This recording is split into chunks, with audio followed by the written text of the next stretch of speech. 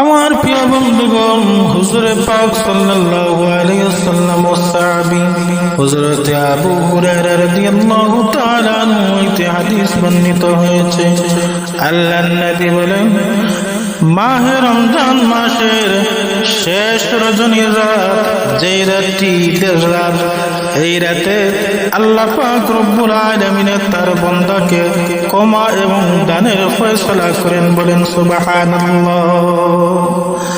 আমার প্রিয় বন্ধুগণ, সাহাবায়ে কেরামরা জিজ্ঞাসা করেন, বলে ইয়া রাসূলুল্লাহ, ওই রাত কি শুভ কদরের রাত?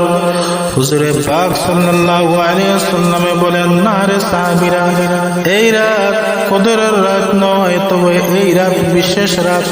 যেমন ধরেন, কর্মচারী সারাটা মাস কাজ করে, যখন মহাজনে যখন পাওনা পরিশোধ করে, তেমনি ভাবে একটা রোজাদার দিনের বেলায় রোজা রেখেছে আর রাতের বেলায় আল্লাহকে পাওয়ার জন্য ইবাদত বন্দেগী করেছে, আল্লাহ তাআলা ওই রাতে তার বান্দাকে এবং ক্ষমা এবং দানের ফয়সালা করেন। তেমনি ভাবে এই রাত বিশেষ একটা রাত আমার প্রিয় বন্ধুগণ। কিন্তু এই রাত আমরা মার্কেট নিয়ে ব্যস্ত থাকি।